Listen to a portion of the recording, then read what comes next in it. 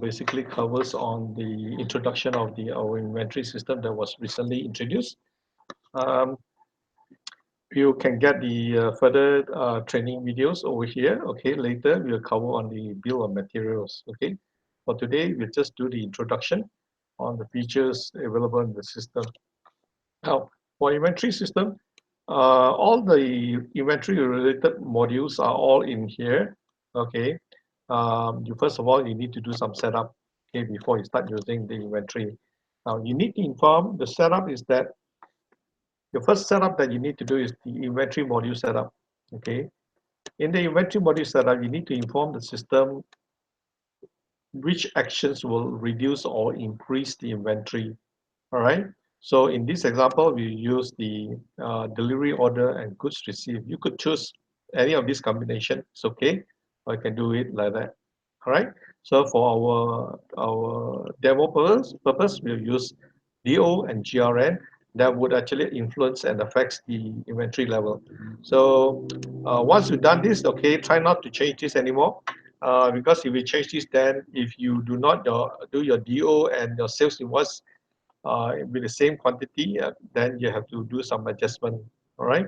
So you just do an update here. Now you have update the inventory. Okay, you have notified the inventory system how to handle the increase and reduction of your inventory level. Next, okay, you need to define your location. Okay, if you have multiple location, then you need to define all the location over here. All right, and then the system will keep track on different location inventory level. All right, so you could actually start off with a Excel. Okay, if you use an Excel, you copy all this on. Okay, and you paste it over here. And to save it, all you have to do is just come to this section, highlight all of them, and save it. And the system will save all the location for you. If you want to change the name of this one, okay, make sure you click on this to indicate that you're saving it. Okay, and the system will save it for you. All right. So, okay, you want to introduce new one? Let's say PT.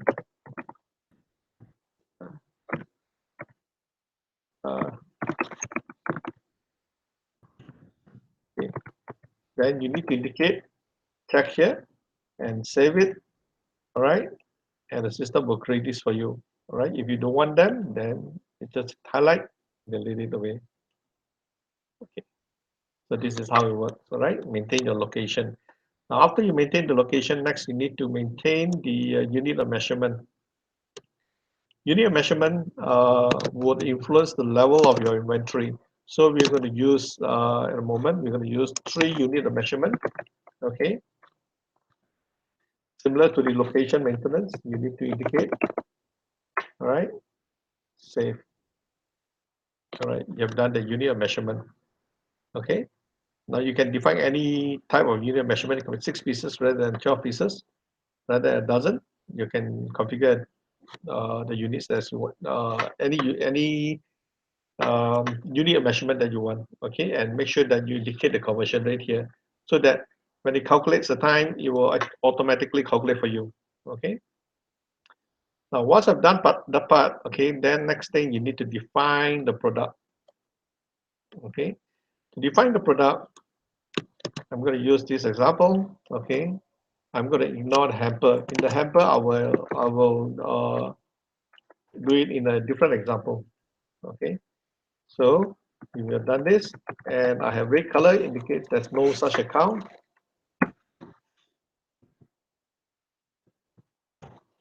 Just going to use this one just for the purpose of a demo only. All right, you should use a purchase account, not a system hosting. This is Apple and Oranges are not purchases of a system hosting. All right.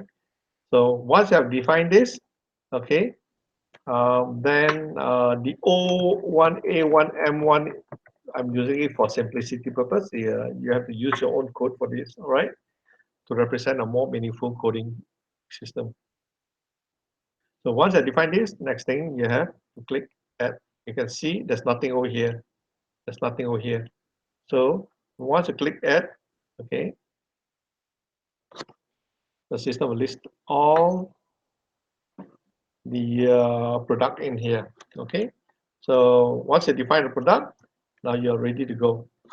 Now, I also wanted to elaborate a little bit more on your product stock, pending stock maintenance. Sometimes when you have a purchases and the goods has not arrived yet, okay, you make purchases on certain stocks, okay, and you want to record down here so that when you generate reporting, you know you want to get a total summary pending incoming and in progress sales that you have made, okay, sales order that you made, right? Then you can key it over here, okay, and you can keep track of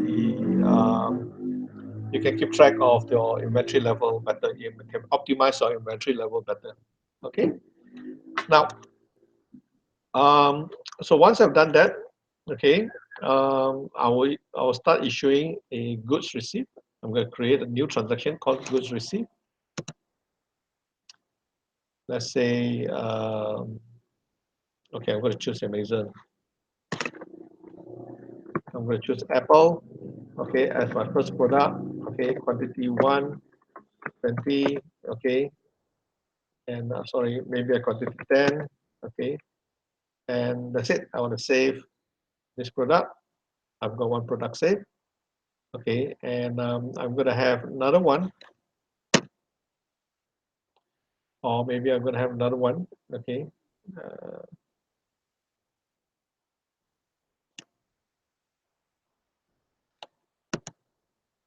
I want to go for orange, 20, okay, uh, 20, right?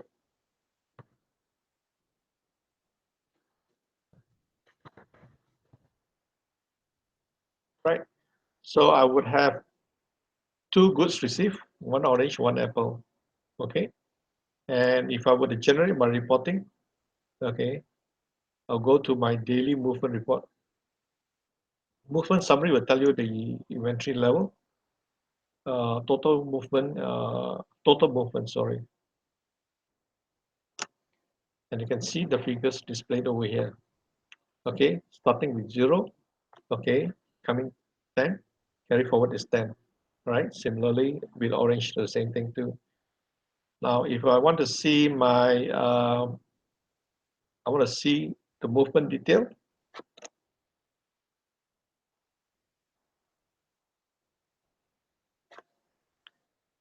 Okay, these are GRN, okay, the first one, the second one, right? The second purchases 20 units came in under goods received. Reference number is this one, okay?